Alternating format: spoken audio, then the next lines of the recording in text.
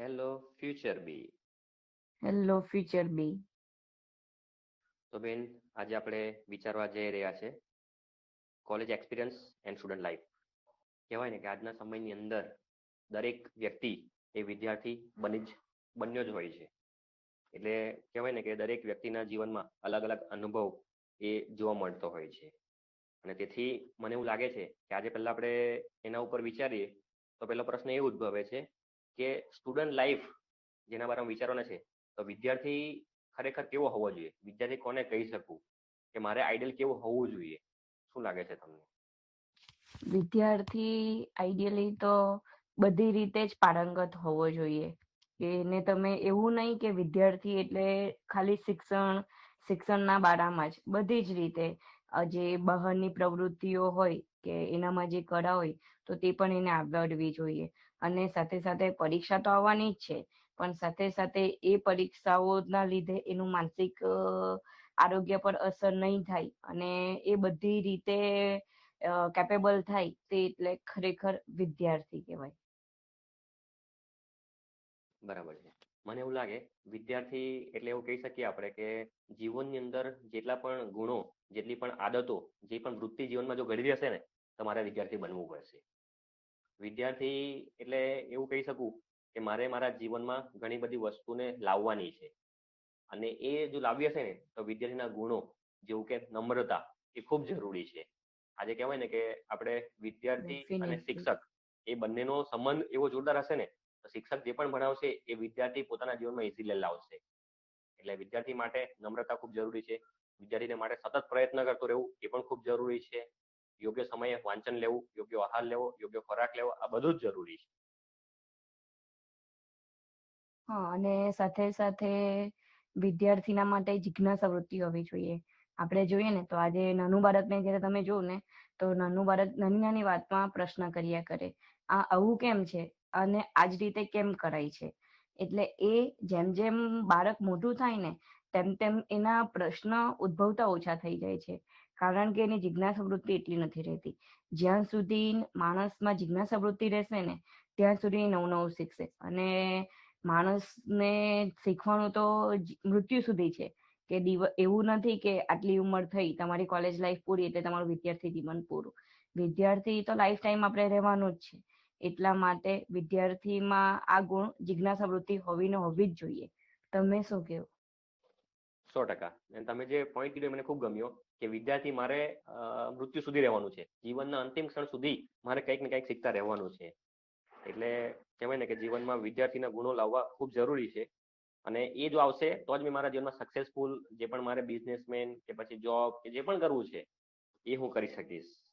અને વિદ્યાર્થીના બારામાં વિચારીએ ઓબ્વિયસલી આપણે કોલેજ જીવન જીવતા જોઈએ છીએ, તો એના બારામાં વિચારે કે તમારો કોલેજનો અનુભવ કેવો રહ્યો? કોલેજનો અનુભવ તો જોરદાર જ હોય. કહેવાય ને ગોલ્ડન પીરિયડ. આખી જીવનનો જો કોઈ પીરિયડ ગોલ્ડન હોય ને તો તે એટલે કે કોલેજ લાઈફ. કોલેજ લાઈફમાં જ્યારે ફર્સ્ટ ડે જાય ને બે મિક્સ ફિલિંગ હોય એમ, કે એક ઉત્સાહ હોય કે મેં કંઈક નવું કરવા જઈ રહી છું, અને એક બાજુ ચિંતા પણ હોય કે બધા નવા હશે, હું ત્યાં શું કરીશ, આખું વાતાવરણ નવું હશે. જ્યારે હું કોલેજમાં ગઈ હતી તો ત્યારે મને આ બંને ફિલિંગ્સનો અનુભવ થયો હતો. અને એ ફિલિંગ્સ પણ એકદમ જોરદાર હતી. અને જ્યારે જ્યારે નવા નવા મિત્રો મળે, અને એવું નહીં હોય કે મિત્ર એક જ જગ્યાએના, અલગ અલગ જગ્યાએથી અલગ અલગ ટાઈપના લોકો આવે, તે લોકોના સાથે વાર્તાલાપ કરવાનો, એ લોકોના સાથે ફ્રેન્ડશિપ કરવાની પણ એક મજા જ અલગ હોય. તમારું શું કેવું છે? 100%. મારો અનુભવ પણ જોરદાર હતો. કોલેજના જ્યારે મારું એડમિશન થયું અને નક્કી ત્યાં જવાનું થયું એટલે કહેવાય ને કે બે પ્રકારની ફિલિંગ હતી. એક તો પોતાનું ઘર છોડવાનું હતું અને બીજું કોલેજમાં જવાનું હતું. ઘર છોડવાનું એટલા માટે કે વર્ષો સુધી પોતાના જ ઘરમાં પોતાની ફેમિલી સાથે જ્યારે રહ્યો હોય એ જે બોન્ડિંગ હોય, અને પછી જ્યારે નવા જ ક્ષેત્રમાં નવા જ એરિયાની અંદર જ્યારે જવાનું હોય તો તે સમયે થોડું ઘણું પહેલા ખચકાટ પણ અનુભવાતો હતો. પણ કહેવાય ને કે સાથે સાથે કોલેજ લાઈફના જે વાતો સાંભળી હતી એવો અનુભવ ફરી પાછો મળવાનો છે. એ જ ખુશીથી કહેવાય ને કે એટલો આનંદ પણ એટલો જ હતો. અને જ્યારે પહેલા દિવસે જ્યારે કોલેજમાં ગયો તો તે સમયે એટલા બધા છોકરાઓ, અલગ અલગ વાતાવરણ, જોરદાર કોલેજ, અને કહેવાય ને કે નવા નવા પ્રોફેસરો જોડે રહીને ડેઈલી ત્યાંનું રૂટીન લાઈફ એ જોરદાર હતી. સરસ. અમારે તો અમે એવું માનીએ કે કોલેજ લાઈફ એટલે આજે લોકોને એવું કહેવું હોય છે કે કોલેજ લાઈફ એટલે લોકો આજે વિદ્યાર્થીઓ કોલેજમાં જઈને બસ ખાલી મોજ મસ્તી જ કરે છે. પણ વિદ્યાર્થીએ એ તો કરવું જ જોઈએ, કારણ કે એમાં આ પછી પીરિયડ આ નથી આવવાનો. પણ સાથે સાથે જે એને સ્વતંત્રતા મળી છે, કહેવાય ને કે સ્કૂલ સુધી આપણે બધું માતા પિતાને પૂછીને કરતા રહેલા છે, પણ જેવા કોલેજમાં આવીએ ને તો તેવા ઘણા નિર્ણયો એવા હોય કે તે જાતે વિદ્યાર્થીએ લેવા પડે. તો એ સ્વતંત્રતા તો આપણને મળે જ છે કે જાતે જાતે નિર્ણય લેવાના, પણ સાથે સાથે જવાબદારી પણ આવી જાય છે કે એ નિર્ણય મારી આખી જિંદગીના પર અસર કરશે. તો એ સ્વતંત્રતા અને જવાબદારી એ બંનેનું સંતુલન ત્યારે સાચવવાનું હોય છે, અને એ જ્યારે સચવાઈ જાય ને તો ત્યારે પછી જે કોલેજ લાઈફ માણવાની મજા હોય ને તો તે અલગ જ છે. તમારે આવો કોઈ અનુભવ? 100%. કોલેજ લાઈફની અંદર આ બંને જ જાણવામાં, મતલબ મારા જીવનમાં આવ્યું હતું. જવાબદારીની બાબતમાં કહેવાય ને તો કોલેજની અંદર હું એઝ અ પેલો મોનિટર હતો. એટલે કંઈ પણ ક્લાસ હોય એ ક્લાસનું કંઈ પણ લેક્ચર નોટ્સ જે પણ વાત કરવાની હોય, જે પણ ભેગું કરવાનું હોય, તો પ્રોફેસર જોડે જે પણ કનેક્શન કરવાનું હતું ને એ વાત કરવામાં હું એમાં જવાબદારીમાં હતો. પછી અલગ અલગ ઇવેન્ટ્સ અમારે ઉજવાતી રહેલી છે દર વર્ષે, તો એ ઇવેન્ટમાં પણ કોઓર્ડિનેટર તરીકે મેં ભાગ લીધો છે. અને એની વાત, એ જે ઇવેન્ટ જે થાય છે ને એ દરેક ઇવેન્ટની જે પણ ક્ષણો છે ને, જ્યારે આજે પણ હું યાદ કરું ને તો મારા મોઢા ઉપર અલગ જ એક સ્માઇલ આવી જતી હોય છે. એટલે જીવનની અંદર આવી ક્ષણો ખરેખર ખૂબ જરૂરી છે કે જ્યારે પણ આજે પણ કદાચ હું દુઃખમાં હોઉં, નિરાશામાં હોઉં, હતાશામાં હોઉં, તો એ કોલેજની અમુક ક્ષણોને જ્યારે યાદ કરું ને તો મને એક અલગ જ આનંદ અનુભવાતો રહેલો છે. તમારો કોઈ એવો સ્પેસિફિક અનુભવ? એવું તો છે જ કે કોલેજમાં બંને ટાઈપના અનુભવ થયેલા, પોઝિટિવ પણ અને નેગેટિવ પણ. ક્યારે એટલી ખુશી થઈ જાય ને કે આખો ક્લાસ એમ કે અમે નાચી ઉઠીએ, અને કોઈ વખત જોઈએ ને કે ફેરવેલ કે આટલા વર્ષો સાથે કહેવાય ને કે જ્યારે ફર્સ્ટ ડે આવેલા તો ત્યારે કોઈને ઓળખતા પણ નહીં હતા, ને જ્યારે 4 વર્ષ જ્યારે ફર્સ્ટ ડે કર્યો ત્યારે ઘરેથી જવા માટે રડવું આવે, પણ જ્યારે 4 વર્ષ અમારા પૈતા તો ત્યારે અમને કોલેજથી અલગ થવા માટે રડવું આવતું હતું.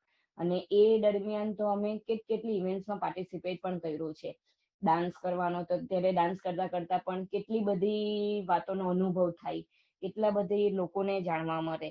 અને સાંસ્કૃતિક કાર્યક્રમો અમે કરીએ, પછી ઘણી ઇવેન્ટ્સ હોય તો પોસ્ટર પ્રેઝન્ટેશન એવું પણ કરેલું.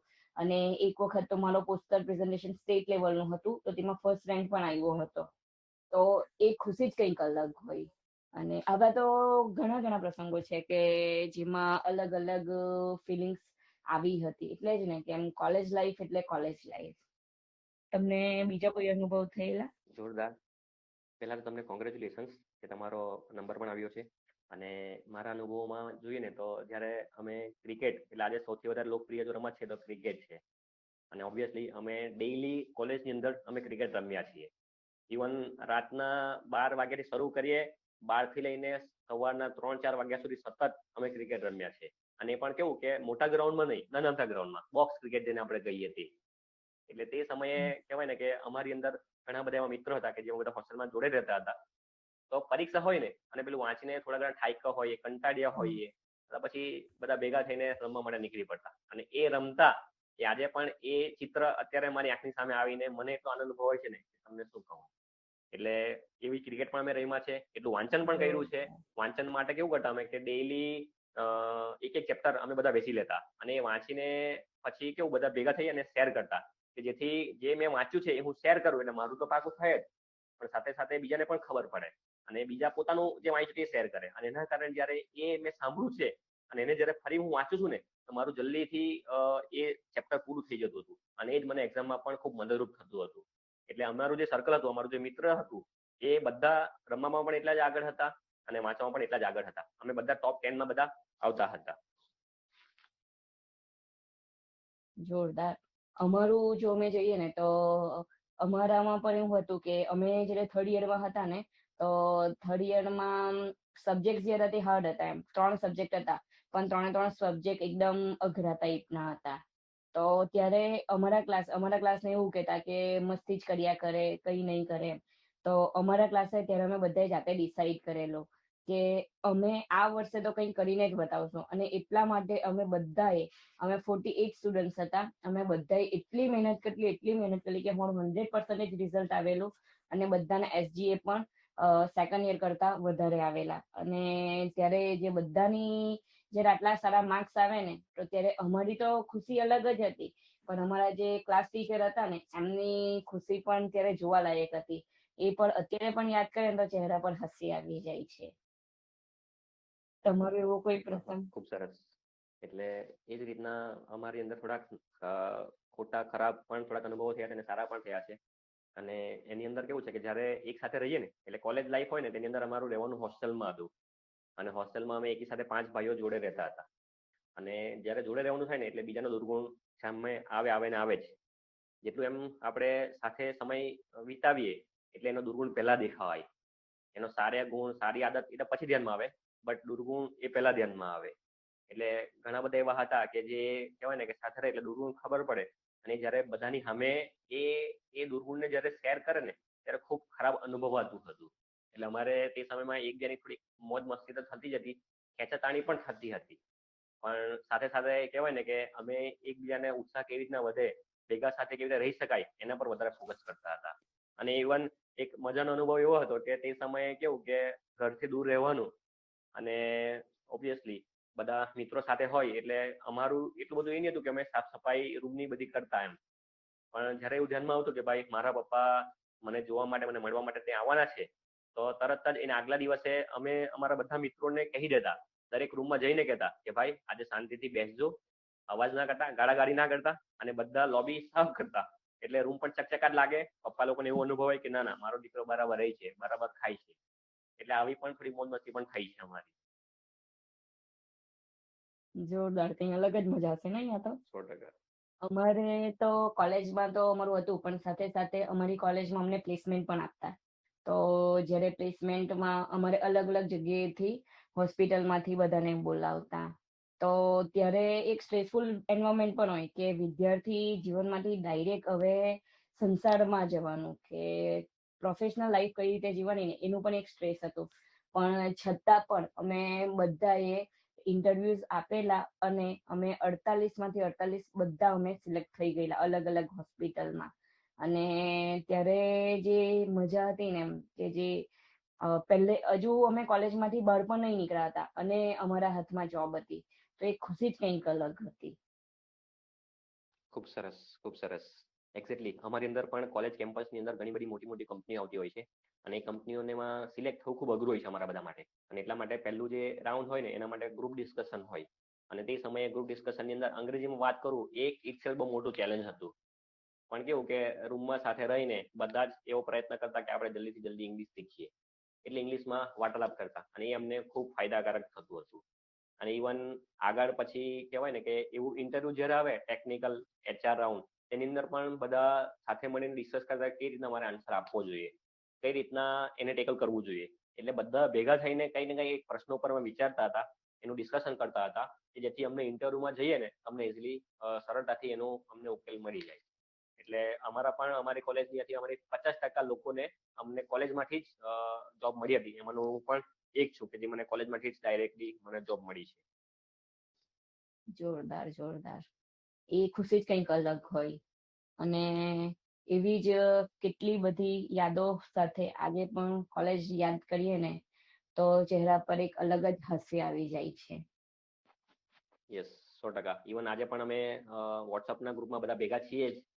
કંઈ પણ કોલેજના મિત્રો જે પણ ચાલતું રહે છે ને એ અંદર પોસ્ટ કરતા રહીએ છીએ, કે જેથી એકબીજાના જીવન વિશે થોડું ઘણું ખબર પડે. અને એવો ટ્રાય કરીએ કે મેક્સિમમ વર્ષની અંદર એકવાર તો ભેગા થઈએ, અને ભેગા થઈને ફરી કોલેજની જે જૂની યાદો છે એને તાજા કરીએ. વચ્ચે અમે બધા ભેગા થયા હતા કોલેજના કેમ્પસમાં જ, કે જેથી એ કોલેજના કેમ્પસમાં ગઈને જે જૂના જે પણ દિવસો ત્યાં અમે જીવ્યા છે, જે મજા માણી છે, જે સુખ દુઃખો સાથે બધાએ જોયા છે, એને યાદ કરવાને માટે ત્યાં ભેગા થયા હતા.